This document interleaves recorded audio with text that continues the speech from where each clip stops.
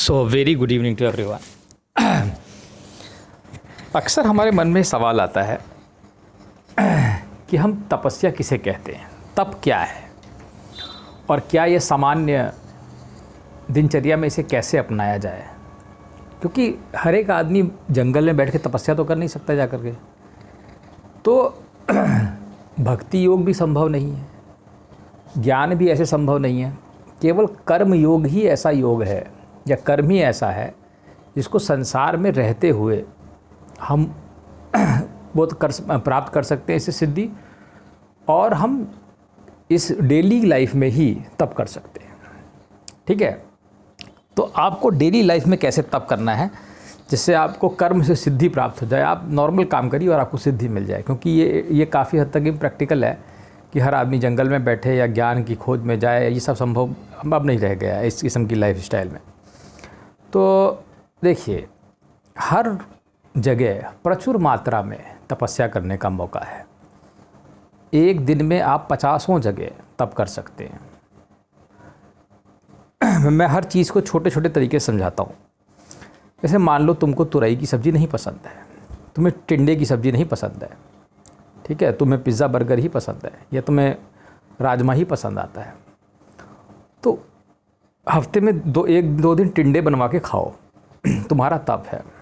मुझे नहीं पसंद है लेकिन मैं खाता हूँ, तुम्हारा तप है, मैं तुम्हें बता रहा हूँ। क्योंकि तुम उसको डील करते हो, तुम अपने माइंड को जीतने का प्रयास करते हो।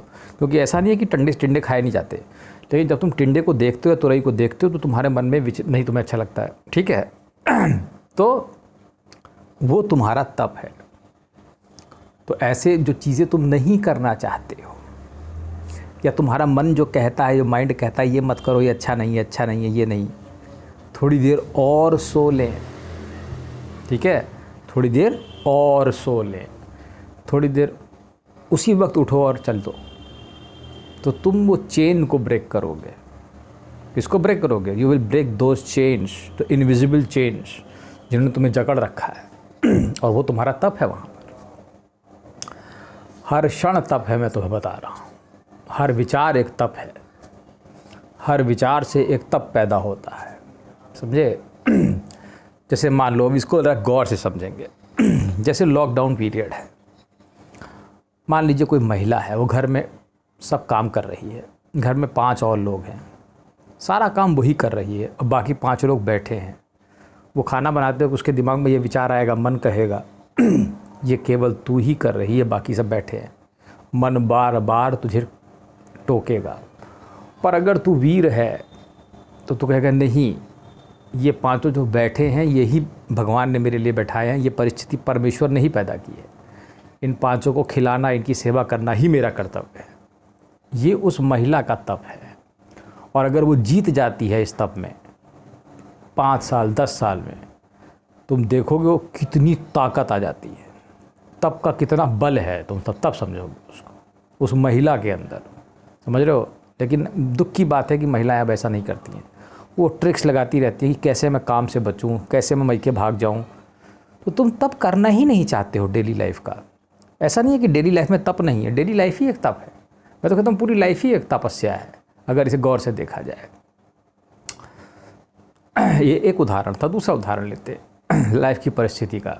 तुम एक ऑफिस में काम करते हो, वहाँ बहुत रिश्वत चलती है, भ्रष्ट लोग हैं, सब खा पी रहे हैं, तुम्हारा अंदर से मन नहीं करता, लेकिन कुछ दिनों में तुम भी वैसे ही हो जाते हो, क्योंकि तुम तब करना ही नहीं चाहते, समझे। लेकिन एक ऐसा था तुम्हारे ऑफिस में जिसने कहा मैं नहीं लूँगा घूस, या मैं नहीं लूँगा रिश्वत, और उसने रिश्वत नहीं ली, और पूरे जीवन में ऐसे ही रहा। उसने पूरे जीवन में तपस्या कर, जीवन को ही तपस्या बना दिया, काम ख़त्म हो गया, सब कुछ छूमंतर हो गया, सारी तपस्या फलित हो गई। तो वो उस समय तो कठिन लगेगा ही लगेगा, क्योंकि तपस्या आसान नहीं होती। लेकिन उसके परिणाम बाद में आते हैं। ज़रा लंबी प्रोसेस है भगवान की, ये इंस्टेंट कुछ नहीं है। यहाँ पर क्या है, एक लंबी प्रक्रिया है, समय लगता है रिज़ल्ट आने में।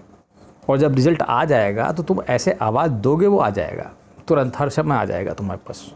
ही is available always to you, whatever you say, once you are in touch with Supreme, whatever you say he will listen and answer to it immediately, और he will create a circumstance accordingly. पर तुम तप नहीं करते। तुम तो आम रोज़ के जीवन के तप से भाग रहे हो। अरे 21 दिन का लॉकडाउन है, मान लो बढ़ भी जाता है, क्या दिक्कत है? घर में बैठो, तप करो। जो काम है मैं ये करूँगा, वो करूँगा, घर में लो, मम्मी की हेल्प करो, जो जो चीज़ें अच्छी नहीं लगती हैं उसको करो, उसे खाओ, उसे पियो, जो जो चीज़ें नहीं अच्छी पसंद है वही करो। सब उल्टा करो जो अब तक करते आए हो, क्योंकि जो कर रहे थे उससे कुछ मिला नहीं है, सब उल्टा कर डालो।